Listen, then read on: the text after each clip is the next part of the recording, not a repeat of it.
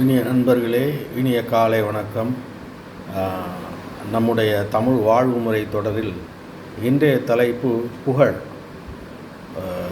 இன்று என்னுடைய நல்ல எங்கள் குடும்ப நண்பர் ஒருவருடைய சிலை திறப்பு.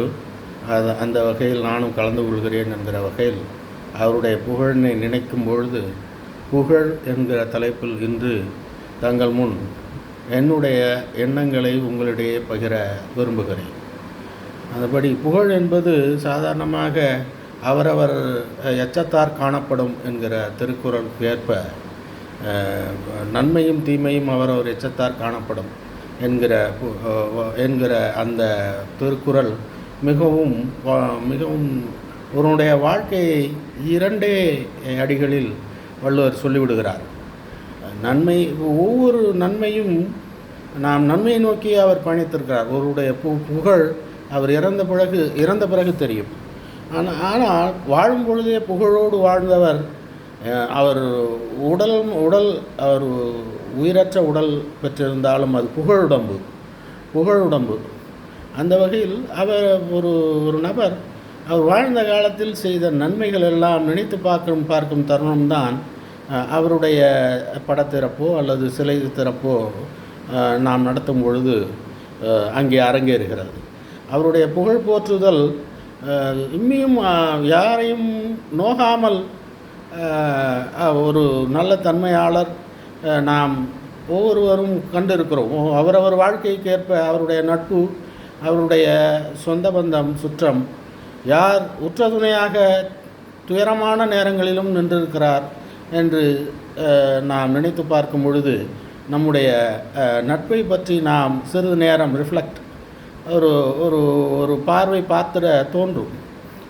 அவருடைய வாழ்க்கையை நாம் கண்ணோட்டமிட தோன்றும்.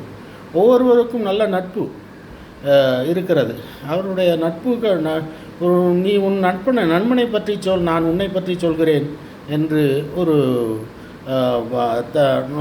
புகழ்மிகுந்த சிறந்த ஒரு சொல்லாடல் ஆங்கிலத்திலே இருக்கிறது. Tell me about your friend, I will tell your characters அப்படிங்கிறது மாதிரி நமது நட்பை பொறுத்தே நம்முடைய வலிமையும் நம்முடைய தரமும் தெரியும் பிறருக்கு. நம்மை தரம் பார்க்கும் பொழுது நட்பனை பற்றி தரம் பார்க்கும் பொழுது அவர் தரம் உடையவர், இந்த மாதிரியான தரமுடையவர், அவருடைய நண்பரும் அவரை போலே தான் இருப்பார் என்பது கணிக்க இயலுகிறது. அதபடி நாம் ஒவ்வொரு நாளும் என்ன செயல் செய்கிறோம், சிறுக நன்மை செய்து வரும் பொழுதெல்லாம் ஒரு நாளில் அதை எண்ணி பார்க்கும் பொழுது மலையென தெரியும். ஒரு நல்ல மனிதர் நம்மிடையே வாழ்ந்திருந்தார், இன்று இல்லை என்றாலும் அவர் நம்மிடையே வாழுகிறார். புகழ் உருவமாக வாழுகிறார். புகழ் உருவமாக நல்ல தன்மையுடன் நாம் நமக்கென தன்னலத்துடன் வாழ்ந்திருக்கலாம். அது ஒன்றும் தவறில்லை. அவர் தன்னை உயர்த்தி கொண்டால்தான் தன்னை சார்ந்தவர்களையும் உயர்த்திட இயலும் என்கிற தன்மை அதுதான் பெரியோர் சான்றோர் என்று சொல்ல முடியும். ஒரு சான்றோன் நல்ல தன்மையுடன் தன்னை நிலைப்படுத்தி கொண்டால்தான் தன் நண்பர்களையும் தன் சார்ந்திருக்கிற சமுதாயத்தையும் தான் சார்ந்திருக்கிற உலகத்தையும் போற்றுதலுடன் வாழ வைக்க இயலும். அதுதான் தலைமைத்துவம். அந்த தலைமைத்துவம் நம் நண்பர்களிடையே இருந்தால் நாமும் திறந்த தலைமைத்துவம் கொண்டவர்களாக இருப்போம் என்கிற வகையில் நாம் புகழுடம்பு என்று இறந்தவருடைய உடம்பை சொல்லும் வகையில் நானே இன்று இருக்கிறேன், நாளை இல்லாமலும் போகலாம். ஆனால் நான் செய்த செயல்கள் நின்று பேசும். நாம் செய்த செயல்கள் நின்று பேசும். இன்றைய நம்முடைய தவறான நடைமுறை பிற்காலத்தில் தூற்றுதலுக்கு ஆளாக்கிவிடும். தூற்றுதலுக்கு ஆளாக்கக்கூடாது என்பதற்காக நன்மை செய்வது கிடையாது. நம்முடைய இயல்பே நன்மையை நோக்கிய பயணத்தின் ஒரு பகுதியாகவே மானிட ஆற்றோட்டத்தில் பெரும் காட்டாற்று ஓட்டம் அது. நைல் நதி போன்ற மனித வாழ்க்கை, அது மனிதனுடைய வாழ்க்கை எத்தனையோ ஆண்டுகளாக பழமையுடையது. அது நாம் ஒரு சிறு பங்கு. நம்மால் இயன்றதை நாம் என்ன செய்தோம், நீ என்ன செய்தாய் இந்த நாட்டுக்கு என்பதுதான் பெரிது. நாடு உனக்கு என்ன செய்தது என்பது பெரிதல்ல என்கிறபடி நாம் என்ன செய்தோம், நம்மை சார்ந்தவர்களுக்கும் நம் குடும்பத்திற்கும் நம் சார்ந்தவர்களுக்கும் நட்புக்கும் உற்றார் உறவினருக்கும் நாம் சார்ந்திருக்கும் ஒரு சின்ன கிராமமாக இருந்தாலும் சரி, பெரிய ஒரு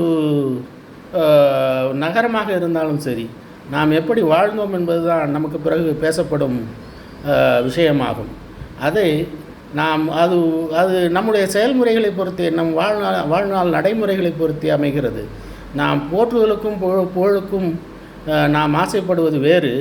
ஆனால் போற்றுதலுக்கென்றோ புகழுக்கென்றோ ஆசைப்படாமல் நம்முடைய செயல்கள் நேர்மையாக இருந்தால் அது என்றென்றும் வாழத்தகும், வாழ வைக்கும், பிறரையும் வாழ வழி தானும் வாழ்ந்து பிறரையும் வாழ விடுவது என்பது ஒரு உன்னதமான கருத்து. அந்தபடியும் மற்றபடி நம்முடைய செயல்கள் என்றைக்கு மேன்மையை நோக்கி நகர்கிறதோ அன்றைக்கே நாம் புகழுக்குரியவர் ஆகிறோம். எனவே நாம் நம்முடைய வாழ்க்கையை என்றென்றும் உன்னதத்தை நோக்கி, நல்ல தூய்மையை நோக்கி நகரும் பொழுது நாம் போற்றுதலுக்கும் புகழுக்கும் ஆட்படுகிறோம். புகழ் என்பது ஒரு வகையில் மயக்கம் தரும், ஒரு சில நேரங்களை கடக்கும் பொழுது இருந்தும் அதையும் தாண்டி நாம் மனிதனாகவே இருக்க வேண்டும், நல்ல நபராகவே இருக்க வேண்டும் என்று அந்த மயக்கத்துக்கும் ஆட்படாமல் நம்மை நாமே வழிநடத்தி செல்லும் பொழுது நம்மளுடைய புகழ் உச்சம் பெறும் என்று கூறி, இத்துடன் நம்முடைய தமிழ் வாழ்வு முறை தொடரில் புகழ் எனும் தலைப்பு நிறைவடைகிறது. தயவு கூர்ந்து நண்பர்களே தங்களுடைய குழுக்களிடையே இந்த செய்தி பகிரவும், மேலும் சப்ஸ்கிரைப் செய்யவும். நன்றி, வணக்கம்.